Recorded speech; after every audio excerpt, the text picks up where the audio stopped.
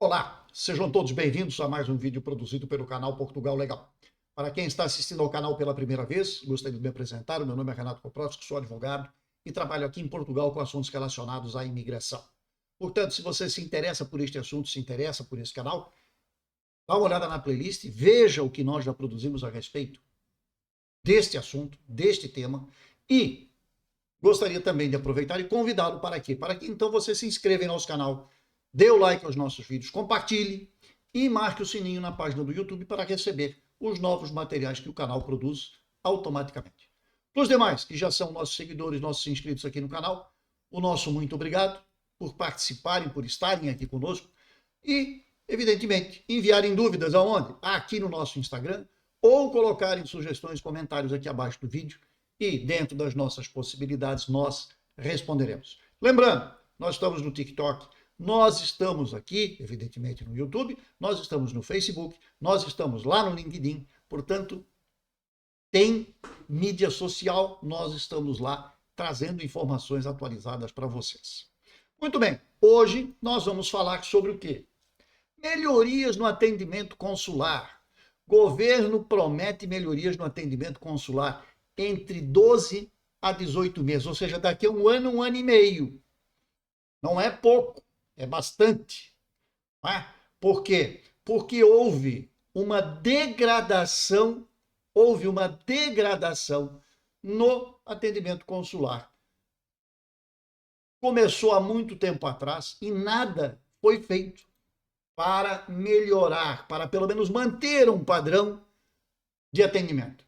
O fluxo de interessados aumentou, mas o consulado, ou seja, o Estado, o governo, não conseguiu atender na mesma proporção.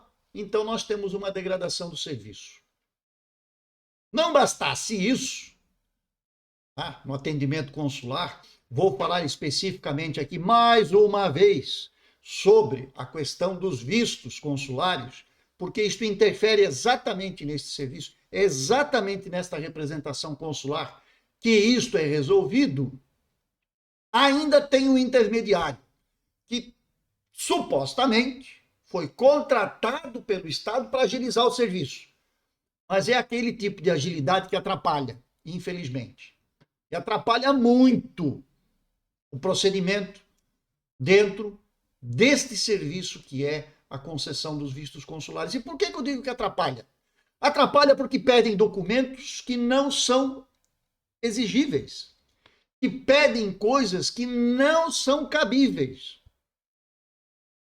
Ou é por falta de conhecimento do técnico analista que está lá com os documentos na mão, folheando o documento e diz, eu vou pedir tal documento quando não há previsão legal para isso. Ou pior, quando as informações estão todas no processo, e eles exigem que o senhor interessado no processo corrija uma determinada informação que está no procedimento, que está no processo, que está lá, da maneira correta. Para quê? Para venderem um serviço que é o preenchimento do formulário. Gente, isto é absurdo. É absurdo o que acontece nessas repartições. Não é em todas, mas na sua grande maioria. Isto acontece. São muitos os relatos e muitos os casos em que a pessoa paga para não se incomodar e para não perder o processo de visto. Ou seja, isto é um ato ilícito, isto é tirar o dinheiro do bolso do povo que não é obrigado a pagar esta taxa. Mas eles cobram, eles vendem, eles criam uma dificuldade para ter um benefício. Essa é a regra. Ou seja, eu digo que o documento está errado, então se você quiser, você resolve. Se não quiser, perdeu o seu pedido de visto. Perdeu a taxa, perdeu tudo que pagou. Perdeu tempo. E tempo é dinheiro, como eu sempre digo. Então, o próprio consulado, que antigamente fazia isso, não deu conta. Contrataram esta empresa. E a empresa, em vez de ajudar, atrapalha. É o cão correndo atrás do rabo. Vamos lá. O Estado, então, promete agora, finalmente, se posicionar neste sentido, este governo que agora assume, e que aos poucos vai ter que administrar este esta bomba, tá? Esse pacote, essa caixa preta. Abriu a caixa e começam a sair os problemas. E agora tem que correr atrás para resolver. Então, é o que estão fazendo. Aqui, normalização de agendamentos dos consulados dentro de 12 a 18 meses. Gente, um ano e meio é muito tempo. Mas também temos que entender que isto passa por contratação, isso passa por melhorar os sistemas informáticos que estão disponibilizados para estes funcionários. E não é aqui, aqui já não é mais nem, quando eu falo em sistema informático, já não é mais nem só o consulado. O Estado por inteiro. Os órgãos aqui, os portugueses aqui mesmo, em Portugal, passam por esta dificuldade. Não tem ferramenta adequada para trabalhar. Como é que um coitado de um cidadão, de um atendente que está lá no balcão da AIMA, vai conseguir fazer alguma coisa quando o sistema cai a todo momento? É difícil. E nós temos que nos colocar no lugar dessa gente e entender que não é o servidor o culpado. O culpado é quem manda. O culpado é quem deveria estar atento a estas dificuldades e ter tomado uma providência a tempo. E não somente agora, quando houve essa troca, essa mudança toda. Pois bem, aqui teve uma matéria dias atrás publicada e a afirmação deste senhor, que é o senhor secretário de Estado das Comunicações Portuguesas, o senhor José Cesário, ele diz, abre aspas, sinceramente espero que dentro de um ano a um ano e meio consigamos ter uma situação muito diferente da que temos hoje. Está falando aqui do consulado, ok? Provavelmente ainda não teremos todos os problemas resolvidos, mas, pelo menos, os agendamentos nas sessões consulares podem estar normalizados neste prazo. Pois então, isto aqui é para atendimento em representação consular. Por quê? Porque tem situações em que o cidadão precisa comparecer. Imagina o português que está no exterior e que precisa ir lá para resolver um assunto qualquer da sua documentação. Precisa renovar um passaporte, precisa renovar um cartão de cidadão. Como faz? Entra em filas que são enormes. Não é diferente do que aqui. Aqui, quando você vai à AIMA, quando você vai à Finança, quando você vai ao IMT, quando você vai à Segurança Social, enfim, vai buscar o número de utente lá no posto de saúde, é fila. E fila é espera, é tempo. Tá? Então, este é um dos anúncios que ele fez. Se nós descermos um pouco mais aqui, diz ele, quanto à normalização dos processos que não dependem do Ministério dos Negócios Estrangeiros, ele afirma, abre aspas, não posso comprometer-me com um prazo porque as coisas não dependem só de mim. Há uma área do atendimento consular quanto aos processos despachados, que depende do Ministério da Justiça, sobretudo os processos de inscrição de nacionalidade. O modo como são despachados no Instituto do Registro de Notariado. E aí ele promete, trabalharemos nesta área. Pois bem, este é um outro detalhe. Que tudo também não depende só de um departamento. Há uma integração, quer dizer, se os departamentos não se falam, não se comunicam e não procuram trabalhar de uma maneira alinhada, de uma maneira horizontal, cada um puxa a brasa para o seu lado, para a sua sardinha. Aí não funciona. Então é simples, quando não há comunicação, não há um plano que vá unindo e que vá dando sequência, que vá dando um trabalho de excelência, isto não funciona. Não adianta um resolver a ponta e o outro não contribuir no meio do caminho para que isto venha a acontecer lá na frente. Então, é isto que está acontecendo. Mais adiante, quanto aos procedimentos tendentes à normalização do atendimento, José Cesário listou alguns em andamento como substituição dos computadores de todos os funcionários, a modernização dos equipamentos de leitura eletrônica de dados biométricos, muitos dos quais atualmente avaliados, e a contratação de mais 80 funcionários a serem admitidos nos postos consulares com mais e maiores problemas, entre os quais a de Buenos Aires. Então, se Buenos Aires tem problema, imagina se juntasse todos aqueles que estão lá no Brasil. Nós tivemos, aliás, no decorrer dos últimos meses, uma intervenção na representação no Rio de Janeiro.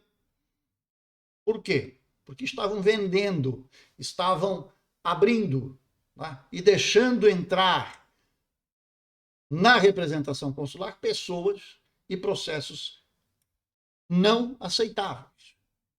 Ou seja, o crime organizado estava tomando conta da concessão de vistos, ou seja, a máfia agindo dentro da representação, as pessoas sendo corrompidas.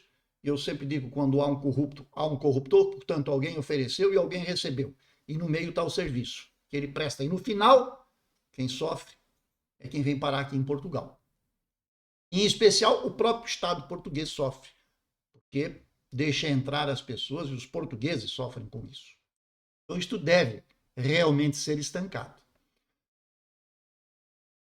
E aí eles ainda dão aqui a nota de que no passado o posto da capital, né, na Argentina, foi alvo de protesto por parte dos cidadãos portugueses.